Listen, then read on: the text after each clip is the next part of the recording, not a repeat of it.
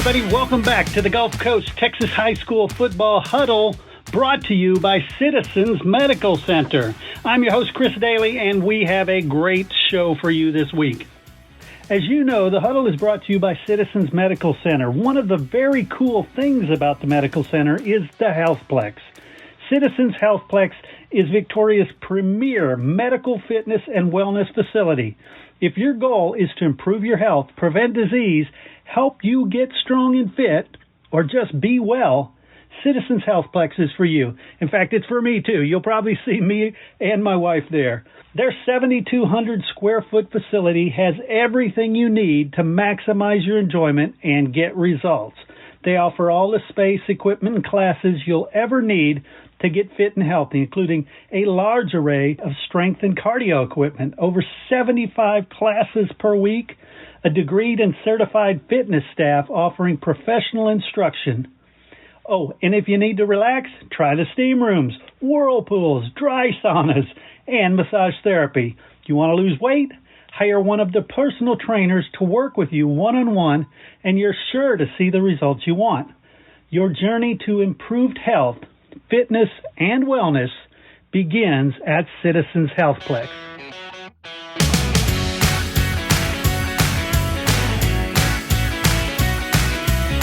All right, everybody, join me. Welcome, Mike Foreman from the Victoria Advocate. Mike, how you doing? Doing okay, Chris. Just still pretty busy. Still have a lot of teams left in the playoffs. Yeah, I had a little pause before I said your name because I almost said coach because I do so many coaches calls. I was like, yeah. Hey, he's not a coach. Yeah, I can imagine right now. It's something like crazy, you know. Nice. Well, obviously you went to, one of the best shows around. Even though the final score looked kind of lopsided, I thought that El Campo Cal Allen game was pretty close. Yeah, El Campo drove down on its first possession and scored, and but after that, its offense really didn't do much. The final score really could have been 28-14. I give Travis Reeve credit. I mean, he was calling timeout at the end, and as a result, Cal Allen scored its final touchdown. If he wanted to, he could have just let the clock run, and I'm sure Charlie Reeve would have just taken the knee. But, right. I guess he gave the effort thinking, who knows if we get a fumble, run it back for a touchdown, get an onside kick. I mean, obviously the odds are against that, but but that I'm sure that was his thinking. And I just think the injuries just caught up to El Campo. Yes. They had a slew, and even in that game, of course, Ridge Spinrath didn't play. Although I thought both the quarterbacks, both the sophomores, Bystek and Travis's son Cole, they did okay, but El Campo just the big defensive end running back tried to play, but he hobbled off, and they just didn't have all the pieces that they needed. Yeah, so you tell me if I saw some numbers, and I don't know if they're right, and I asked Coach Charlie Reeve about it, and he wasn't sure. I saw that Cal Allen had 65 plays, and El Campo had 60 plays to 35 plays only for El Campo. Yeah, I don't have the stats in front of me, but I'd have to look that up, but that sounds about right. Wow. Because, Cal Allen drove the ball. They did have the quarterback did score on a 43-yard run.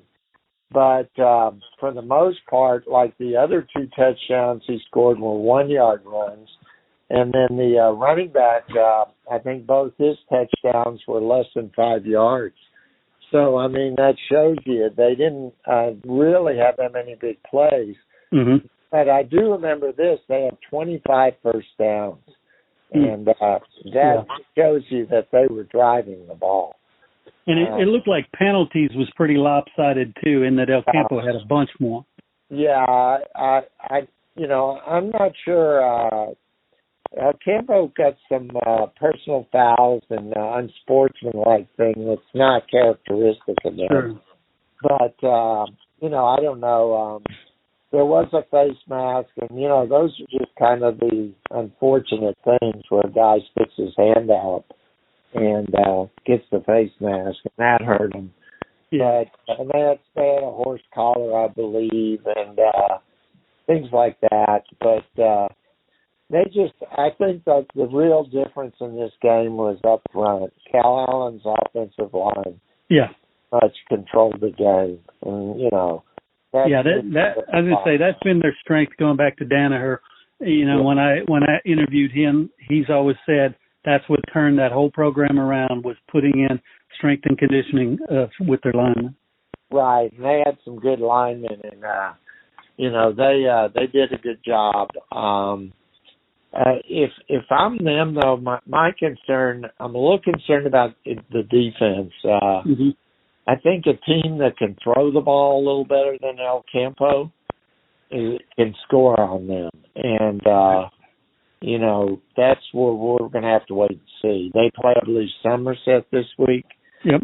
And so we'll see about that. I mean, Charlie's done a great job, and I think he's got that program headed in the right direction. But, it's pretty obvious that their district is not very strong, and that hurts them, because they're not seeing the competition like the last. I think they play 4 district games, and I think that the last 4 games, the only one they probably played at least into the fourth quarter was probably Tolosa Midway.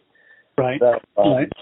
Yeah, and so you can see it too, because everyone else in that district lost. So, Cal Allen was the only winner out of that district. Yeah, I think they've got a good shot, though, because, they both score about the same, and Somerset gives up 10 points more per game. So because Cal Allen has some good skill players, I think there's a chance. Yeah, I think they can. Don't get me wrong, but I just don't think that this team is as strong as some of the Cal Allen teams in the past. Oh no, right. Yeah. But first year I got to give Charlie Reed a lot of credit. Yeah. Like you said, it's late. I think it was April when he went in there. Yeah. And, so he's done a great job.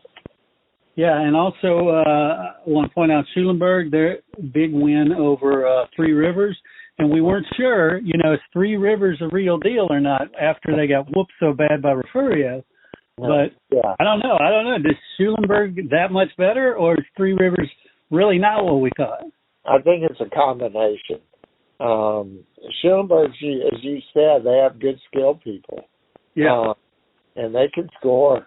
And I just think Three Rivers, I mean, if you realistically look at their schedule, I mean, they played Falls City early on and won by 1 point.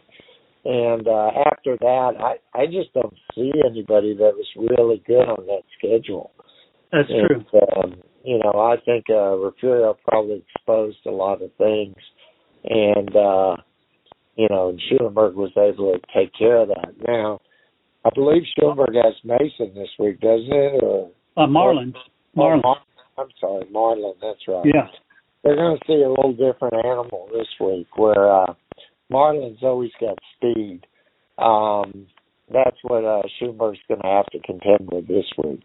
Yeah, definitely. And then, hate to keep shifting gears, but it reminded me, Bay City got the win.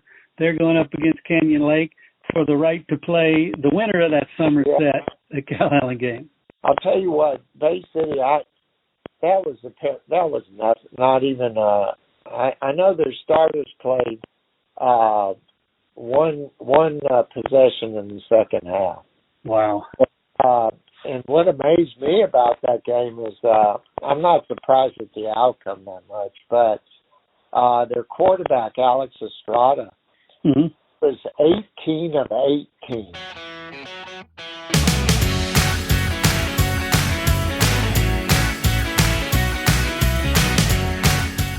Are you ready to take your game to the next level? Whether you're an athlete, coach, or just someone striving for more success in life, the Winner's Workshop is your secret weapon.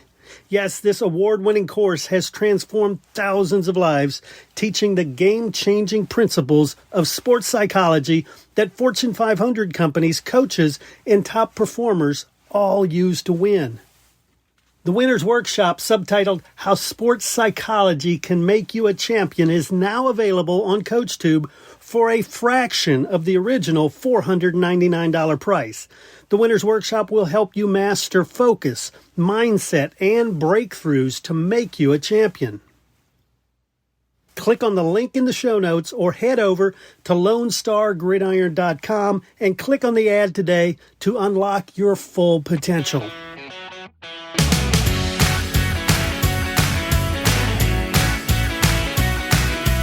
The quarterback, Alex Estrada, was 18 of 18 for 307 yards and 7 touchdowns.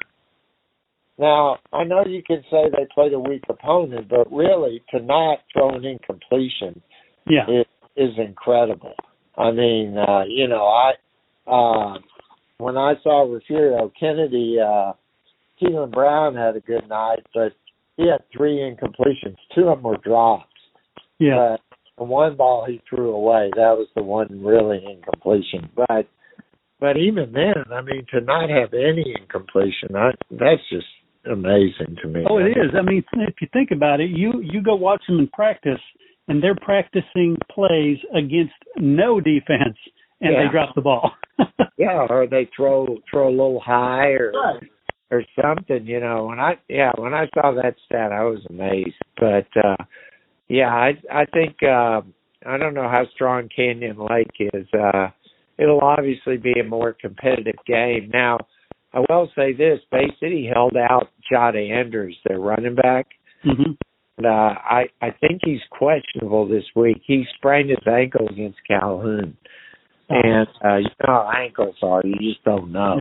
Yep. So we'll see if he plays this week or not. But I've seen Canyon Lake this year, and they're a decent team, but I think Bay City runs away with this one. Yeah, and you know, to me, the surprise of the week was Van Vleck. Yeah, beating Blanco. I was down there yesterday, actually, talked to Shannon Permenter, and you know, their story is amazing. You know, they had to block a field goal by Bowling to get in the playoffs. Yeah, exactly. You know, because of the points formula. And they block the field goal, and then they go and they're the 4th seed, and they get Blanco, and they played them even, and then they pulled out that trick play, which I don't know, it's on Twitter all over the place. I don't know if you had a chance to see it, but check. It was a halfback pass, and which is understandable. I think I counted like 3 defenders followed Corey Austin out of the backfield, and then the wide receiver was behind the defense. Yeah. So and they executed it. So, so Van Vleck is playing Cotulla, which Cotulla's a good team. I've spoken to Refugio coach Drew Cox about them because that was their first game of the season, and Drew says that Cotulla is good and plays hard and has a couple of good players, so that won't be a pushover. Van Vleck's going to have to play. I think that with Corey Austin, though, you know, he's over 2,000 yards rushing, and he's a dynamic player, and as long as you've got him, you've got a shot. Yeah, definitely. And Van Vleck reminded me of their district foe, Industrial. That head coaching job now is open. Yeah, that's right. They're opening it up. I'm curious to see what kind of applicants they get. So far, I guess that's kind of the first one in this area. Right, So right. we'll see how many, we kind of have to wait, I think, for after the playoffs usually. But, and I guess you saw Victoria West pulled one out against GP. Yeah. And they're playing Alice. That could be an interesting matchup. Do you know where that one's going to be? Yeah, that is going to be in Beeville. Okay. Friday at 7. Nice. So, yeah, actually, it's hard to believe. I think last week we had 20 games. This week we have 17. Nice. And, so we didn't lose that teams. And I think we have one Thursday game. That's going to be Edna and San Antonio Cole. Uh-huh. We'll be in San Marcos at Rattler. And nice. All the rest of I take it back. We have Shiner St. Paul's playing on Saturday. But all the other 15 games are on Friday. So busy schedule on Friday. And are any of them anywhere near us? Well, I'll probably be covering Cuero and Navarro. That's in Floresville. Right, and, right. Actually, to tell you the truth, the closest game, I think, to us will be Refugio and Thorndale are playing in LaGrange. That shows you, most of our games you're going to have to take a hike. Yeah. Like Bay City's playing at Del Valley, and Calhoun's going to Bastrop to play Davenport. Mm-hmm. That was kind of an intriguing game, because last year Calhoun hung with them for a half. Yeah. Or quarters, but they're strong though. Davenport has so much speed, and that quarterback, they're going to have their hands full. I'm not going to count. I'd never count Calhoun out. No way. Because I've seen what they've done, and if they can slow the game and not commit turnovers, and do their best to prevent big plays, they'll have a shot. But that's asking a lot. You almost have to play a perfect game, to beat that. So, that'll be a tough one for them. I think. I really, of course, Refugio, I guess they play Thorndale, and Ganeto's playing Crawford. Mm-hmm. And if those two win, as they should, then they'll meet next week. The question is where. From my understanding, Victoria, Fort Lavaca, and Cuero are not hosting next week. Wow. So that takes out a lot of stadiums. So I don't know if that means that Refugio and Geneto would have to look towards going towards San Antonio again. Mm-hmm. So that's a possibility. It's just a darn shame, Yeah, it really is. And God, I'll tell you that, when you have to go to San Antonio on Thanksgiving weekend, the traffic's atrocious. Oh, no doubt. Yeah. Hey, you mentioned the Cuero-Navarro game. I'm actually interested in that one because I think Wimberley's going to win this week, and that's who's waiting for the winner of that. Either way, that's a great rivalry, but wouldn't it be awesome to see Coach Fekosh reunited with Wimberley and Coach Warren? I think that would be a great story. Yeah, that is. Of course, you remember they did meet in the semis in Coach Fekosh's first year, and Wimberley beat them then. That, of course, I think to me in that year, they had just come off that, 4 overtime game against Jasper or right. was exactly. I guess it was. Mm-hmm. But, they were worn out. And, this year, I think, of course, the winner of that Cuero-Wimberley game is probably going to end up playing Sinton. So, that's true, and they're looking stout. Yeah, the good thing for Cuero is they have their quarterback back. He played a little bit last week, even though that was a blowout. But so that's good news for Cuero. But Wimberley, as you said, they've been playing good ball. I know one of their losses, I believe, was to Austin LBJ. Yes. And I don't remember who the other one was, but it was a good team. I know that. So, it was all pre-district against some really strong teams, definitely. Right. So, And also, I guess I should give a shout out to Yoakum. Yeah, they won. You know, they beat Troy, and now they play Fairfield. You know, and that's what they've been talking about. That they felt like if they could avoid Franklin, you know, in the first round, that they have a chance to go a while. Mm-hmm. So, you know, and but that Region 3 is going to be interesting because I think Columbus is beat up, and of course Hitchcock lost its quarterback. So, you know, I don't think that region's a sure thing for anybody. Right. Yeah, I think it's pretty open now. Yeah. Of course, Columbus still has, you know, a quarterback, and that's a huge deal. But we'll see. You know, we'll see what happens there. So did you determine where you're going to be?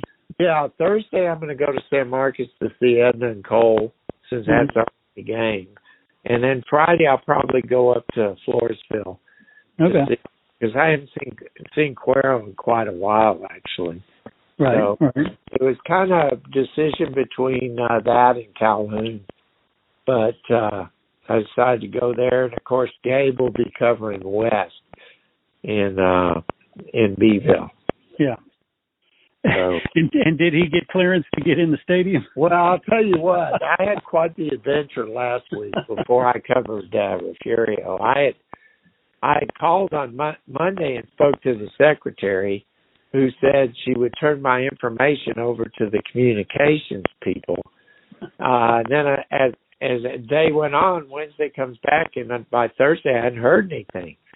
So I called down there, and I eventually get to the communications guy, and he says, I had to send him my birthday for what we here. But anyways, he says, well, okay, you're cleared here, but we have to get clearance from Kennedy and Refugio.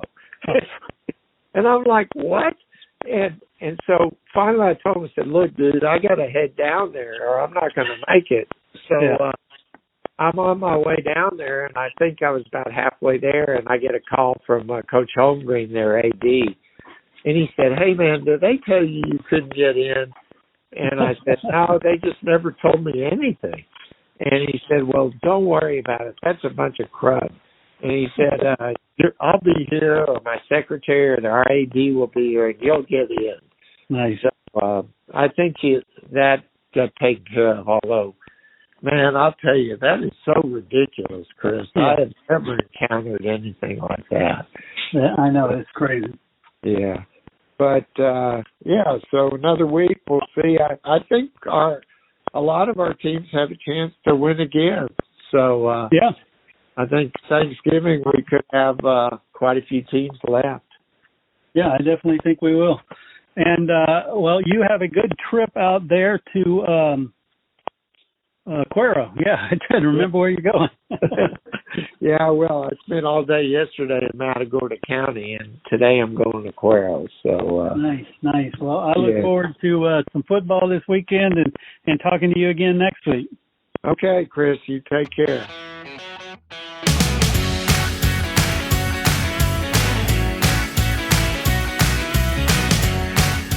You're listening to the Lone Star Gridiron Sports Network. Hey, I want to thank you guys for tuning in, and I want to thank Citizens Medical Center for bringing you the Gulf Coast Texas High School Football Huddle. Please take a second to share this show with your friends and family. Like and subscribe on any major podcast platform, iTunes, Stitcher, Spotify, iHeartRadio, TuneIn Radio, Google Play. Wherever you find podcasts, you will find the Gulf Coast Texas High School Football Huddle. I'm your host, Chris Daly, and I'm hoping to see you at the game.